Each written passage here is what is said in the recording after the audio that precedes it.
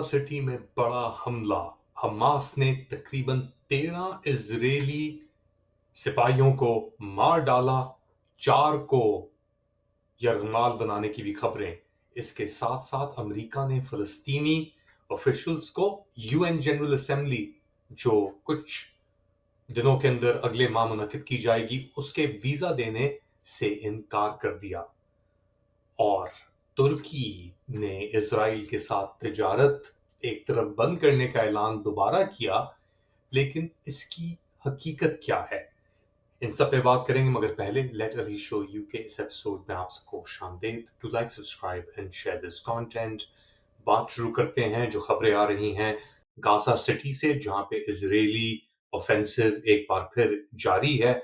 और वहां पे इतलात के मुताबिक तकरीबन, और ये अभी तक कॉन्फर्मेशन इसकी आहिस्ता आहिस्ता ही आई है, फुल पिक्चर किसी के सामने नहीं है, मगर जो इतलात के मुताबिक कम से कम 12 से 13 इजरायली अस्करी फाइटर्स को हमास ने कत्ल कर दिया है, मार दिया है। और एक एम्बुश हुई और उसके अंदर इतलात के मुताबिक 4 इजरायली आईडीएफ के सोल्जर्स को हॉस्टेज भी ले लिया गया है। एक बहुत बड़ा एक सानेहा आप कह लें दोबारा हुआ है इसराइल के लिए। और उनके कुछ ऑफिशियल्स तो कह रहे हैं कि ये अक्टूबर 7 के बाद एक बहुत बड़ा धचका पड़ा है इसराइल को। इसराइल ने गाजा सिटी के ऊपर अपना ऑफेंसिव कुछ दिनों पहले उसका ऐलान किया था और लोगों से कहा था कि फौरन इस जगह को छोड़ के चले जाओ, या तो छोड़ के चले जाओ या मारे जाओगे। कोई बीच का रास्ता नहीं है, कोई सरेंडर नहीं होगा इसके अंदर। मगर इसके बावजूद उन्होंने ग्राउंड फोर्सेस यहाँ पे भेजे। हमास ने यहाँ पे अलेजिडली जो इजरायली मारे गए थे 7 अक्टूबर को, उनकी कुछ बॉडीज भी थी जो रखी हुई थी। और वो शिन बेट, जो इजरायली इंटेलिजेंस मोसाद के साथ काम करती है, उसने ये इजरायली एक हॉस्टेज की, 2 हॉस्टेजेस की, जो प्रिजनर थे उनके, बेसिकली यरगमाल जो किए हुए थे, लाशें वो रिकवर कर ली हैं। उसके अंदर से एक है इलान वाइस, जो 7 अक्टूबर 2023 को मारा गया था साउथ इसराइल के अंदर। इलान वाइस करके नाम इस बंदे का है, 56 साल इसकी उम्र थी। और इसको गाजा सिटी से बेसिकली उठा लिया गया। उस दिन अक्टूबर 7 को 1200 लोग मरे थे और 250 के करीब लोगों को यरगमाल हमास ने मिला के ले गया था। उसके बाद से लेके अब तक ऑफिशियली तकरीबन 63,000 फलस्तीनी जहां भाग हुए हैं, मारे गए हैं इसराइल के हमलों में, इसराइल की बमबारी के अंदर। और ये जंग रुकने का कहीं नाम नहीं आ रहा, मगर अब यानी अंदाजा नहीं हो रहा कि कब ये जंग जाके रुकेगी।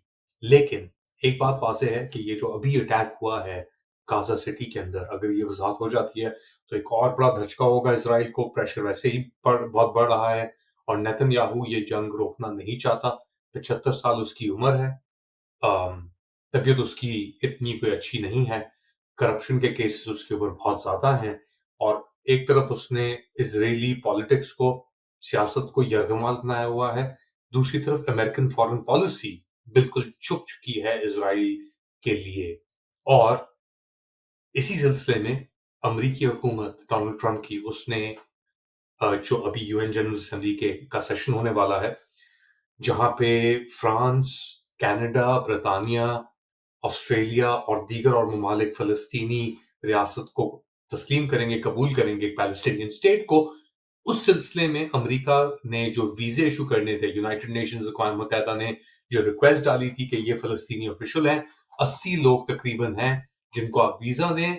उनमें से महमूद अब्बास जो फलस्तीनी सदर हैं, उनको भी वीजा दें। तो अब आके अमेरिकी स्टेट डिपार्टमेंट ने अनाउंस किया है ये कि हम इन्हें वीजा नहीं देंगे, क्योंकि वो कहते हैं ट्रंप इंतजामिया बहुत ही वाज़ेह है कि हमारी नेशनल सिक्योरिटी इंटरेस्ट के अंदर पीएलओ और पीए दोनों कम अपने जो मुआहदे किए हैं, उन्होंने कमिटमेंट्स जो हैं अ, अमन के लिए, उसको फॉलो नहीं कर रहे।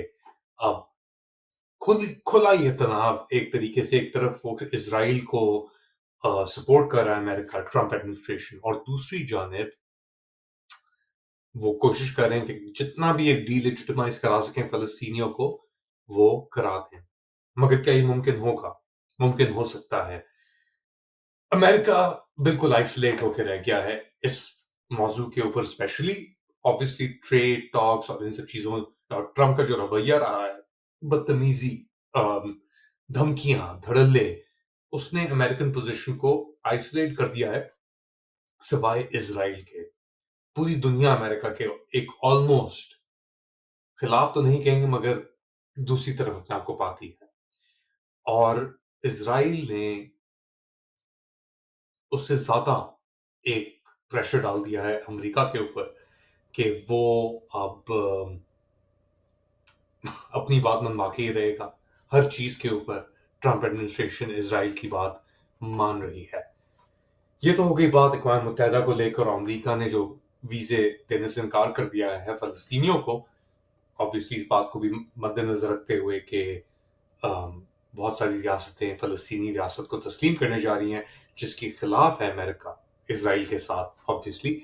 दूसरी जानिब तुर्की ने एक बार फिर शोशा छोड़ा है कि उन्होंने इजरायली जहाजों के लिए अपनी जो एयर स्पेस है फिजाइया उसे बंद कर दिया है और तिजारत इकोनॉमिक टाइज भी रोक ली है सिवाय, और ये बहुत अहम है, जो जेहुन के अंदर से जो तेल और एनर्जी सप्लाई जाती हैं स्कंदरून पोर्ट एरिया से हाइफा इजराइल, उसके अलावा, क्योंकि याद रखें अजरबैजान और तुर्की अब एक इकोनॉमिक पावर हाउस के तौर पे उभरेंगे। अजरबैजान के पास एनर्जी है, तुर्की के पास रिसोर्सेज हैं, नो हाउ है, इंडस्ट्रियल बेस है, स्टील प्रोडक्शन है, और ये दोनों कॉम्बाइन जुड़ गए हैं। आर्मीनिया के थ्रू जंगेजार कॉरिडोर की बात भी हो रही थी। और अजरबैजान इजराइल का एनर्जी सिक्योरिटी गारंटोर है। इसका क्या मतलब है कि वो गारंटोर है?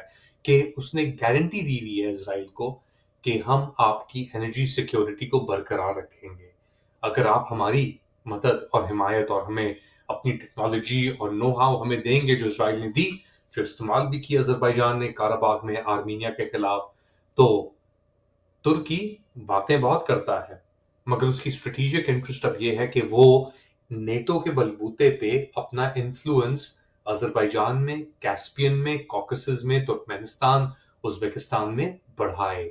और इसके लिए उसे नेटो की पॉलिसीज और अमेरिका की पॉलिसीज को फॉलो करना बहुत जरूरी है, जिसके अंदर इसराइल का दिफा, उसकी एनर्जी सिक्योरिटी, इकोनॉमिक दिफा भी एक अहम पहलू है। तो एक तरफ तुर्की ये आवाजें और ये सब नाटकबाजी करता है, जैसे खान सदा ने अनाउंस किया कि जी हमने फजाया बंद कर दी और हम तिजारत नहीं करेंगे, मगर अभी भी तिजारत हो रही है। स्पेशली जो अजरबैजान से तेल आ रहा है वो वाया टर्की ही आ रहा है, और आगे तो इसराइल को भी वाया टर्की ही जा रहा है। मगर अंदर तुर्की के सेंटिमेंट ऑब्वियसली बहुत खिलाफ है इस वक्त इसराइल के, और जो वो लोग कर रहे हैं गजा में। इसके बावजूद ऑप्टिक्स के लिए ये बातें अनाउंस की जाती हैं जो की हैं हकान फिदान ने। बट ये भी कहा है साथ साथ कि जी सिर्फ इजरायली हुकूमत की जो फ्लाइट्स हैं उसकी इजाजत नहीं है, बाकी जहाज चल रहे हैं एल आल और दीगर जो जहाज आ रहे हैं दुनिया भर से इसराइल, वो अलाउड है। तो आप इसके अंदर भी एक मुनाफकत देख सकते हैं कि टर्की की स्टेटेड पोजीशन क्या है और हकीकत कहाँ जाके खड़ी हुई है। अपने कमेंट्स मुझे बताएं कमेंट सेक्शन में। Do like, subscribe and share this content. थोड़ी देर बाद दोबारा हाजिर होऊंगा, तब तक के लिए टेक केयर।